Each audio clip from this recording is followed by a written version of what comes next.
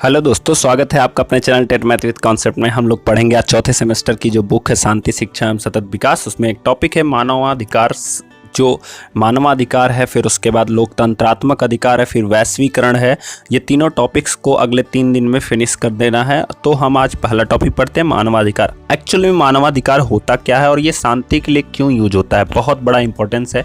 मैं दिखा दूं आप लोगों को कि हमें क्या क्या पढ़ना है। तो हमें मानवाधिकार पढ़ना है, फिर इसकी आवश्यकता क्यों पड़ी, क्या कारण था इसकी आवश्यकता का, क्या हमारे संविधान में इसकी चीज़ों का उल्लेख किया गया है। तो इन सब चीज़ों के बारे में हम पढ़ेंगे। अब ये मानवाधिकार की आवश्यकता क्यों पड़ी, मैं आपको एक स्टोरी बताता हूँ।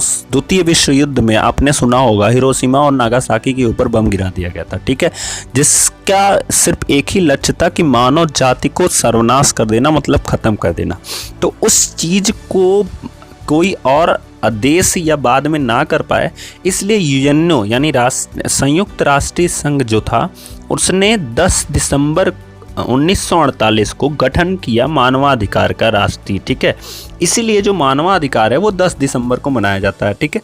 तो हम देखते हैं मानवाधिकार होता क्या। किसी भी इंसान की जिंदगी, आज़ादी, बराबर, सम्मान का अधिकार ही क्या कहलाता है, मानवाधिकार कहलाता है। मतलब उसको घूमने की स्वतंत्रता, उसको देश में, अपने देश में जाने की स्वतंत्रता, अगर कोई इंसान है तो उसे अपने देश की नागरिकता प्राप्त करने की स्वतंत्रता, जिस देश में वो पैदा हुआ है, ये सब चीज़ों की जो स्वतंत्रता है उसका हनन ना हो, इसलिए मानवाधिकार बनाया गया है। सोच के देखो, अगर ये सब चीज़ें हो ही ना आपके पास तो आपको कोई भी मार के काट के चला जा सकता है, आप कुछ नहीं कर सकते हो, ठीक है। और इन सब चीज़ों के बारे में हमारे भी संविधान में और इवन जो संयुक्त राष्ट्रीय संघ है उसके भी संविधान में इसका उल्लेख किया गया था। तो संयुक्त राष्ट्रीय संघ यानी विश्व मानवाधिकार 10 दिसंबर को मनाया जाता है, जो आपके यूपी टेट में बार बार पूछा जाने वाला सवाल है। फिर उसके बाद भारत में 28 सितंबर 1993 को यह कानून पारित किया गया था। 1993 में कानून पारित किया गया था, सोचो। और यूएनओ ने 1948 में ही इसके बारे में चर्चा कर दी गई थी। यूएनओ ने अपने जो संविधान लिखा है, यूएनओ का जो संविधान लिखा गया है दोस्तों, उसमें अनुच्छेद 1 से लेकर 30 तक पूरे अधिकार ही लिखे गए हैं, ठीक है। अगर आप उनको पढ़ना चाहते हो तो आप गूगल करोगे, आपको पूरा का पूरा अधिकार मिल जाएगा। चूंकि यूएनओ का पूछता नहीं है, भारत का पूछता है, तो उसके बारे में मैं आपको डिटेल बताऊंगा, ठीक है। फिर दिया गया, संयुक्त राष्ट्रीय संघ ने 10 दिसंबर 1948 को सार्वभौमिक मानवाधिकार घोषणा पत्र को आधिकारिक मान्यता प्राप्त की थी।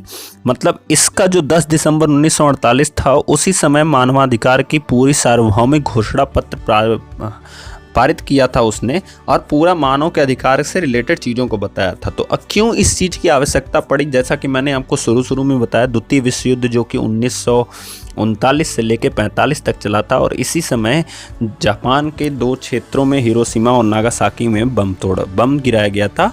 और इसी की वजह से मानव के अधिकार का हनन ना हो, किसी भी देश में और कोई परमाणु बम, अणुबम ना छोड़ सके, इन सब चीज़ों की वजह से शांति बनाने के लिए ये सारी चीज़ों का व्यवस्था की गई थी। मानवाधिकार से रिलेटेड चीज़ों की व्यवस्था की गई थी। अब हुआ क्या कि मानवाधिकार संवैधानिक रूप से अगर नहीं होगा तो लोग का उसका कोई वैल्यू नहीं होगा। तो इसलिए विश्व स्तर पर यूएनओ ने यानी अंतर्राष्ट्रीय संघ ने क्या किया, अपने जो संविधान उसने लिखा है, उस संविधान में अनुच्छेद 1 से लेकर 30 तक मानव अधिकार का वर्णन किया गया है। याद रखना, पूछा जाता है। मानव अधिकार का वर्णन यूएनओ के संविधान में अनुच्छेद 1 से लेकर 30 तक के अनुच्छेद में उसका वर्णन किया गया। भारत के संविधान के भाग 3, जिसे मूल अधिकार के नाम से जानते हैं, जो 14 से लेकर 32 तक है, अनुच्छेद 14 से लेकर 32 तक है। राज्य के नीति निर्देशक तत्व जो भाग 4 है, इन दोनों में मानव अधिकार से संबंधित चीज़ों का वर्णन किया गया है, उल्लेख किया गया।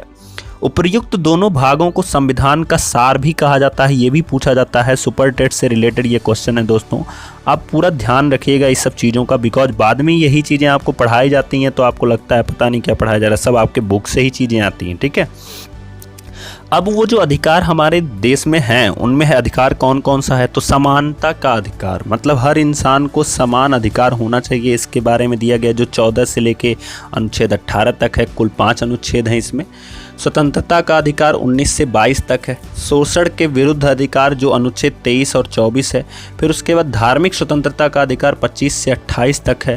फिर उसके बाद दिया गया सांस्कृतिक एवं शैक्षणिक अधिकार 29 से लेके 30 तक है। तो इन सब चीज़ों के और जो संपत्ति का अधिकार था इसे हटा दिया गया है, इसे विलोपित किया जा चुका है।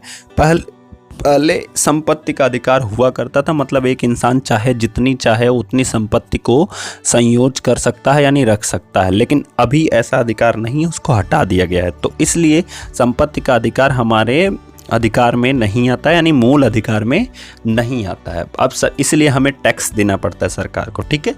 तो ये हमारे मानवाधिकार से संबंधित कुछ चीज़ें थी, जिसमें बहुत इंपॉर्टेंट चीज़ ये है कि हमारा मानवाधिकार दिवस कब मनाया जाता है, तो 10 दिसंबर को मनाया जाता है। भारत में कब लागू किया गया, तो 28 सितंबर 1993 को लागू किया गया। क्या कारण था इसको लाने का, तो द्वितीय विश्व युद्ध कारण था इसको लाने का। फिर यूएनओ के किन अनुच्छेदों में ये रखा गया है, तो 1 से लेकर 30 तक। भारत में किस में रखा गया है, तो भाग 3 भाग 4 में रखा गया है। भारत में कितने अनुच्छेदों से रखा गया है, तो 14 से लेकर 32 तक। तो इतने सारे क्वेश्चन आपके मानवाधिकार से बनते हैं दोस्तों। अगर आप लोग चैनल पर पहली बार आए हो तो प्लीज़ जाके डिस्क्रिप्शन बॉक्स में पूरे वीडियोज़ को देखिए, इसके पहले बहुत सारे वीडियोज़ दिए जा चुके हैं आपको। एंड चैनल को सब्सक्राइब कीजिए, लाइक कीजिए एंड शेयर कीजिए। Thank you.